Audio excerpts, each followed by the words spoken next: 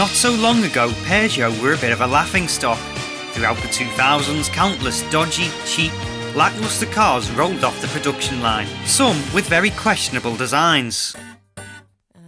But as of late, they've got their mojo back and are even making cars for a segment that's been suffering in recent years: the estate. Here's two, the 308SW and flagship 508SW. The smooth, classy design of these estates definitely trump any SUV in my eyes, and I commend Peugeot for not giving up on the estate.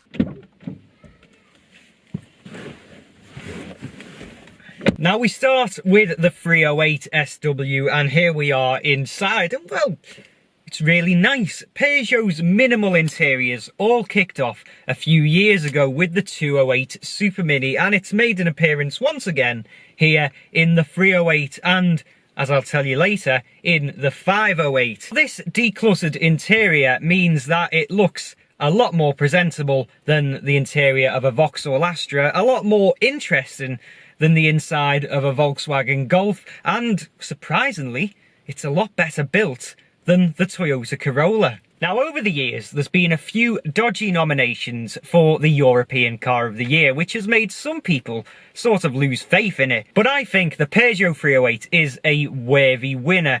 Inside and out, there's nothing to suggest any French pitfalls at all, which is a good thing. The only thing that does scream some French stubbornness is their refusal to move the fuse box over in right-hand drive cars, which results in a tiny glove box.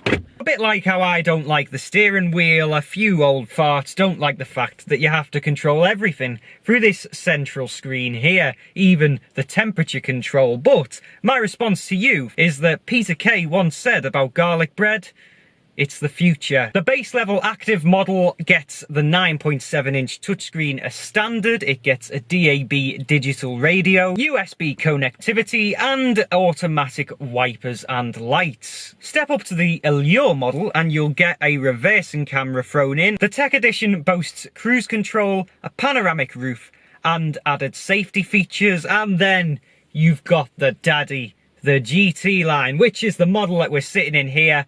And it's also what we've got spec'd on the 508. And to be honest, you only really buy the GT line if you're a little bit of a show-off. It gets added styling inside and out. In here we've got this red stitched leather. You get aluminium pedals and you get electric seats. So now you join me just next to the 308, but instead in the 508 SW's interior. In fact, the whole of this interior, if you like the 308 SW interior, if you thought that was space age, then oh my god, this is the future. It's the future, I've tasted it. There is a real touch of grand designs here. Everything is there, but you wouldn't know it was. The options list is endless, from night vision to massaging seats. Like the 308, the steering wheel is small and even squarer. And I do love this central screen. I love how it's a rectangle rather than a square. It's wide, which makes it just a little bit more useful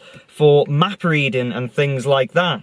So if you're wanting an estate that's upmarket, inside and out, the 508 is the winner. Now, space in the back, provided you don't sit in the car seat next to me, is actually very good. This driving seat isn't even set for my position, it's set for Adam's, and I probably don't want to move it because he might go a bit mad. Climate control also extends into the back here with two air vents. However, something I am disappointed in is that this is a car that you can spec up to the value of £40,000, think maybe more, and doesn't matter which seat you sit in, no grab handles. I've got plenty of legroom here in the back of the 308SW, and this seat position in front of me is set for my identical twin, which is, like me, 6 foot, and I have got plenty of legroom. And even with this panoramic roof, and I know people bang on how space is lost with a panoramic roof, I have got plenty of it.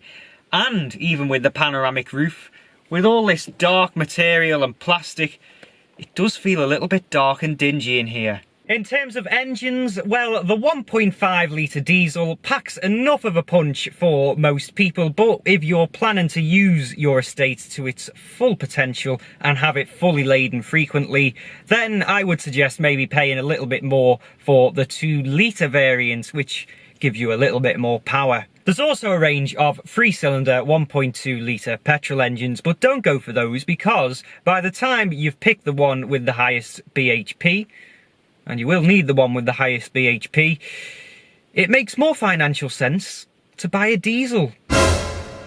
And you're never going to hear me say that again. The 508's engine range isn't music to petrol lovers' ears either, with just one 1.6 unit on offer with a surprisingly pleasant automatic gearbox. Now, we come to how the 308 drives, and you don't need me to tell you how this car drives. It's an estate.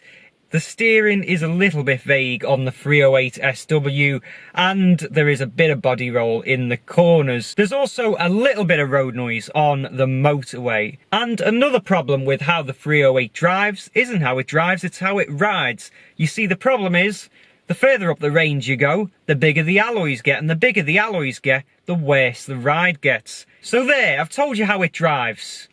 Am I going to get a comment where it's like, he can't drive, when's he going to drive this car, why isn't he driving this car? Probably. So do you know what?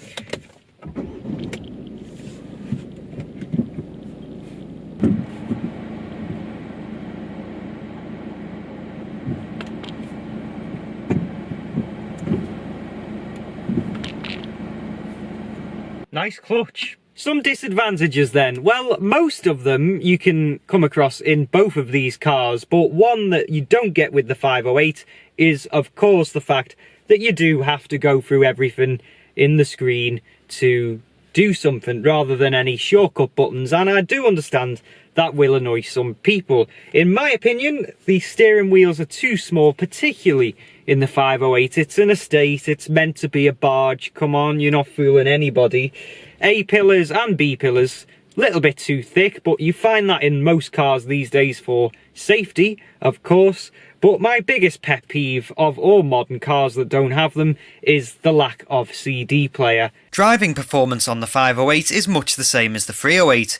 Ride handling and comfort are very middle of the road, and if you're after fun, look elsewhere. As far as tiny disadvantages go, yes, it's the same in the 508 SW, maybe a bit worse. These A-pillars are probably about the same thickness as I've mentioned in the 308 SW, but oh my god, look at these B-pillars. They're absolutely massive. Not that it's a problem, but what is a problem, like in the 308, the cabin is quite dark and gloomy. So my verdict then on these two cars, which should you buy? Well, the 508 is a lot better looking than the 308 inside and out. It is astonishing to look at. The 508 also drives and rides a little bit better than the 308. But at the end of the day, these are estates and this is a space race, and when it comes to space in the back and in the boot, unless you're really going to be using your estate for its load capacity, you will not be able to tell the difference,